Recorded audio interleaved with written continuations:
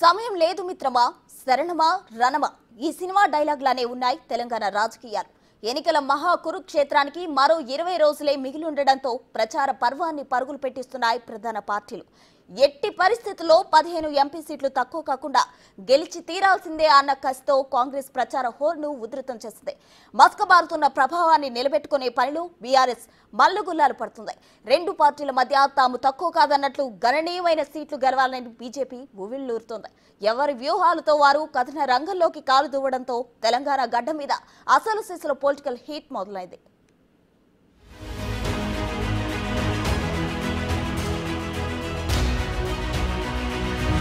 తెలంగాణలో మండుటెండని మించిన రాజకీయ వేడి.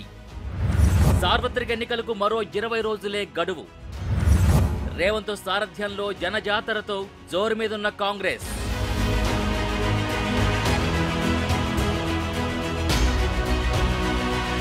ఇరవై 24 నుంచి బస్సు యాత్రతో రంగంలోకి కేసీఆర్.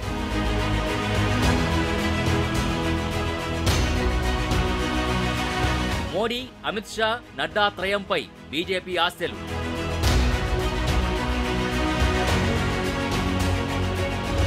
అసెంబ్లీ ఎన్నికల్లో గెలిచి మంచి ఊపు మీదున్న కాంగ్రెస్ ఎంపీ ఎన్నికల్లోనూ ఆ మ్యాజిక్ రిపీట్ చేయాలని చూస్తోంది.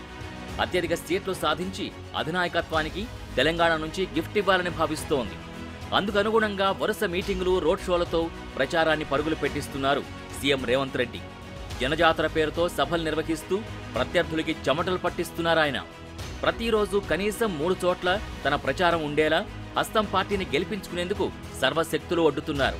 రాష్ట్రమంతా సుడిగాలి పర్యటనలు చేస్తూ క్యాడర్లో జోష్ నింపుతున్నారు. 4 నెలల పాలనలో ఏం చేశామో, ఎంపీ ఎన్నికల్లో మెజార్టీ స్థానాలు గెలిస్తే ఏం చేస్తామో చెబుతూ ముందుకు సాగుతున్నారు. అదే సమయంలో ప్రతిపక్షాలవి మాయమాటలంటూ ఎండగడుతున్నారు. ఇలా ఎన్నికల ప్రచారాన్ని మొత్తం తన భుజాల మీద వేసుకుని వన్ మ్యాన్ ఆర్మీలా కాంగ్రెస్ దళాన్ని ముందుకు నడిపిస్తున్నారు సీఎం రేవంత్ రెడ్డి. ఒకవేళ 2018 డిసెంబర్లో ఎమ్మెల్యేగా ఓడకపోయినుంటే, ఎమ్మెల్యే గెలిస్తే గీన్నే మడుగులో చంద్రశేఖరరావుతో కొట్లాడుకుంటే ఈయన్నే ఉండిపోతుంటేనేమో. కానీ ఒక్కొక్కసారి అదృష్టం ఓటమిని కూడా గెలుపుకు పునాదులేస్తుంది. 2018 ఓటమి 2023 డిసెంబర్లో ముఖ్యమంత్రి కావడానికి ఉపయోగపడ్డది. మిత్రులారా, నేను ఎందుకు ఈ ఉదాహరణ చెప్తుంటే, మొన్న జరిగిన ఎన్నికల్లో జీవన్ అనే ఎమ్మెల్యే ఓడిపోయింది దురదృష్టం కాదు, అదృష్టమే. అసెంబ్లీ ఎన్నికల్లో ఓటమితో బీఆర్ఎస్ తీవ్ర నిరుత్సాహంలో కూరుకుపోయింది. లీడర్లు, క్యాడర్లో ఇది కొట్టొచ్చినట్టు కనిపిస్తోంది. ఎంపీ ఎన్నికల్లో తిరిగి పార్టీని గాడిలో పెట్టేందుకు అధినేత కేసీఆర్ రంగంలోకి దిగుతున్నారు. జాతీయ రాజకీయాల్ని పూర్తిగా పక్కన పెట్టి పోయిన చోటే వెతుక్కోవాలన్న విధంగా తిరిగి తెలంగాణ రాజకీయాల్లో పట్టు సాధించడంపై కేసీఆర్ ఫోకస్ పెట్టారు.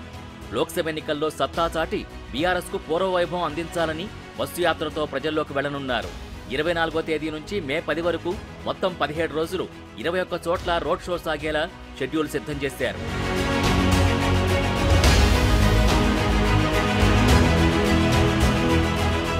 లోక్సభ ఎన్నికల్లో బీఆర్ఎస్కు ప్రత్యామ్నాయం తామే నిరూపించుకునేందుకు బీజేపీ సిద్ధమవుతోంది. అత్యధిక సీట్లు సాధించడమే ధ్యేయంగా బీజేపీ అగ్రనాయకత్వం తెలంగాణలో పర్యటించనుంది. ఇప్పటికే ఎన్నికల ప్రచారాన్ని స్పీడప్ చేసిన బీజేపీ నామినేషన్లు ముగిసిన వెంటనే మరింత వేగం పెంచనుంది. ప్రధాని మోడీ ఏప్రిల్ 27న హైదరాబాద్కి రానున్నారు. ఆయన తన పర్యటనలో ఎన్నికల్లో అనుసరించాల్సిన వ్యూహాలపై నేతలతో చర్చించనున్నారు. మోడీ తర్వాత కేంద్ర హోంశాఖ మంత్రి అమిత్ షా సైతం రాష్ట్రానికి రానున్నారు.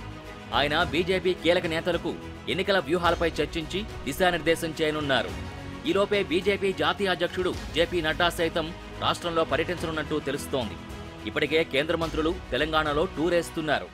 महिलाओं के लिए, युवाओं के लिए, किसानों के लिए संदेश लेके आया हूं. आदिवासी है, हमारे यहाँ महिलाएं हैं, युवा है, सबके ओर से आदरणीय प्रधानमंत्री नरेंद्र मोदी जी को अभिनंदन करता हूं कि इस क्षेत्र में महबूबाबाद में बहुत ही एक्सपीरियंस, बहुत ही मेहनत करने वाला, बहुत अच्छा इंसान प्रोफेसर सीताराम नायक जी को बीजेपी कैंडिडेट बनाया है.